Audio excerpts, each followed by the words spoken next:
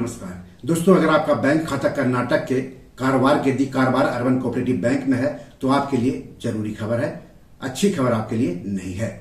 तो ये खबर क्या है और आप जैसे इस बैंक के ग्राहकों पर इसका क्या असर होगा, ये सब हम आपको इस एपिसोड में आगे बताएंगे।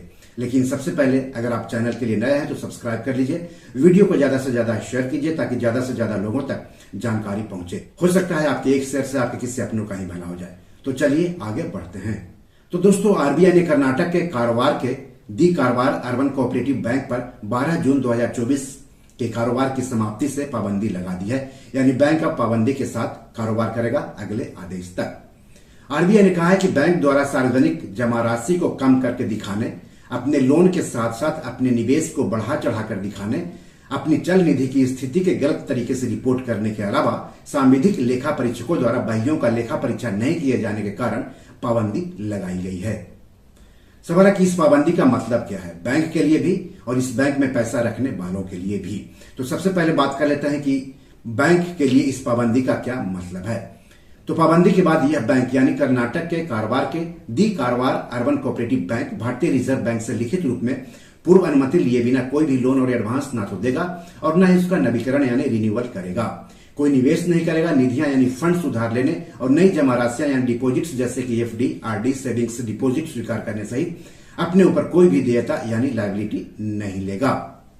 कोई नया भुगतान नहीं करेगा और न ही भुगतान करने के लिए सहमत होगा, भले ही भुगतान उनकी देनदारियों और दायित्वों की चुकौती से या फिर किसी दूसरे काम से संबंधित क्यों न हो।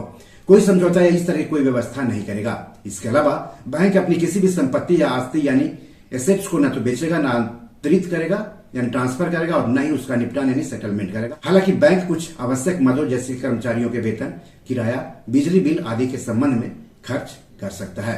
तो ये तो रही बात कि बैंक पर प्रतिबंध लगाने के बाद बैंक पर क्या असर होगा। अब हम बात कर लेते हैं कि बैंक के ग्राहकों पर इस पाबंदी का क्या असर होगा।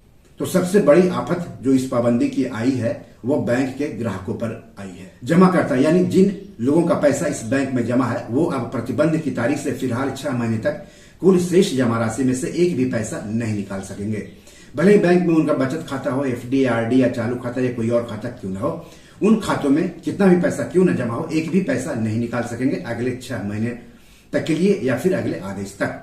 हालांकि जमाकर्ता ने अगर बैंक से लोन लिया है तो उसकी बचत जमा राशि में से लोन की ईएमआई चुकाई जा सकती है, लेकिन ये भी शर्तों के अधीन होगी। कर्नाटक के कारवार के अधिक कारवार अर्बन कोऑपरेटिव बैंक पर प्रतिबंध लगाते हुए आरबीआई ने यह भी साफ कर दिया है कि बैंक पर लगाए गए इस प्रतिबंध का मतलब भारतीय रिजर्व बैंक द्वारा इस बैंक का लाइसेंस निरस्त करना नहीं है। रिजर्व बैंक ने यह भी कहा है कि वह बैंक की स्थिति की निगरानी कर रहा है और जमाकर्ताओं के हित में परिस्थितियों के आधार पर इन निर्देशों में संशोधन सहित आवश्यक कार्रवाई करता रहेगा। रिजर्व बैंक की इस निर्देश की प्रति बैंक परिसर में भी प्रदर्शित की गई है, तो आप अपने बैंक में भी जाकर यह निर्देश देख सकते हैं या फिर अपने बैंक में जाकर संबंधित अधिकारी से इस बारे में विस्तार से बात कर सकते हैं। आरबीआई ने आगे कहा है कि इस बैंक के योग्य जमाकर्ता अपनी सहमति पेश करके deposit insurance and credit guarantee corporation यानी डीआईसीजीसी से 90 दिनों के भीतर केवल 5 लाख रुपए तक जमा बीमा दावा राशि प्राप्त करने के हकदार होंगे, भले ही बैंक में उनका कितना भी पैसा क्यों न जमा हो। भारतीय रिजर्व बैंक ने आगे कहा है कि उसके पास वर्तमान में उपलब्ध जानकारी के अनुसार बैंक के 99% से अधिक जमाकर्ताओं के संपूर्ण खाता शेष का भुगतान डीआईसीजीसी से किया जाएगा। डीआईसीजीसी की वेबसाइट का लिंक इस वीडियो की डिस्क्रिप्शन में आपको मिल जाएगा। इस बारे में ज्यादा जानकारी आप अपनी बैंक शाखा से ले सकते हैं। दोस्तों, अब यहाँ पर बैंक खाता धारकों के लिहाज से 2 सवाल उठते हैं।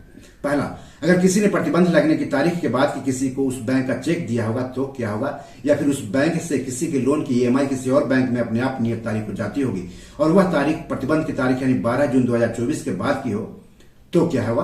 तो इन दोनों मामलों में ग्राहकों को सतर्क रहना होगा। दूसरा सवाल उठता है कि बैंक के ग्राहकों को केवल उनका 5 लाख रुपए तक क्यों मिलना चाहिए, उनके पूरे पैसे क्यों नहीं मिलने चाहिए। सरकार, आरबीआई, वित्त मंत्रालय को इस बारे में सोचना चाहिए। दोस्तों, पिछले कुछ समय से लगातार सहकारी बैंकों पर प्रतिबंध लगाया जा रहा है या उसका लाइसेंस रद्द किया जा रहा है। इस तरह के ज्यादातर बैंक हालांकि महाराष्ट्र के हैं, लेकिन दूसरे राज्यों के भी सहकारी बैंक पर प्रतिबंध लगाया जा रहा है या उसका लाइसेंस रद्द किया जा रहा है। इसलिए किसी भी सहकारी बैंक में जिनका खाता है या जो खाता खुलवाने जा रहे हैं उन्हें ज्यादा सतर्क रहने की जरूरत है, क्योंकि पैसा आपका है और आपका पैसा आपके ही काम आए तो ज्यादा बेहतर है। यानी कह सकते हैं कि इन दिनों बैंक में पैसा रखना काफी रिस्की हो गया है। ना जाने कब कौन सा बैंक डूब जाए, ना जाने कब किस बैंक का लाइसेंस आरबीआई रद्द कर दे, ना जाने आरबीआई कब किस बैंक पर प्रतिबंध लगा दे, उसके बैंक खाता धारकों के पैसे निकालने पर लिमिट लगा दे, कहना मुश्किल है। आरबीआई है, सरकार है, वित्त मंत्रालय है और फिर भी बैंक में रखे अपने पैसों की सुरक्षा को लेकर आप सतर्क रहें, क्योंकि आपके पैसों पर लुटेरों की नजर है कि अब कौन पैसा लूट कर भाग जाएगा कहना मुश्किल है। जब आपका पैसा लूट जाएगा तो पछताने के सिवाय आपके पास कोई विकल्प नहीं रहेगा। इसलिए पैसा आपका है, उसकी सुरक्षा भी आप ही कीजिए तो बेहतर है। बी योर मनी मैनेजर में आज इतना ही। बैंक पर आरबीआई के इस एक्शन के बारे में आप क्या कहेंगे, हमें कमेंट बॉक्स में जाकर जरूर लिखिए। एपिसोड कैसा लगा हमें बताएंगे तो अच्छा लगेगा। इस एपिसोड या पैसों से जुड़े कोई सवाल हो तो जरूर पूछिए। आगे किस टॉपिक पर वीडियो चाहते हैं हमें बताएंगे तो अच्छा लगेगा। धन्यवाद, नमस्कार।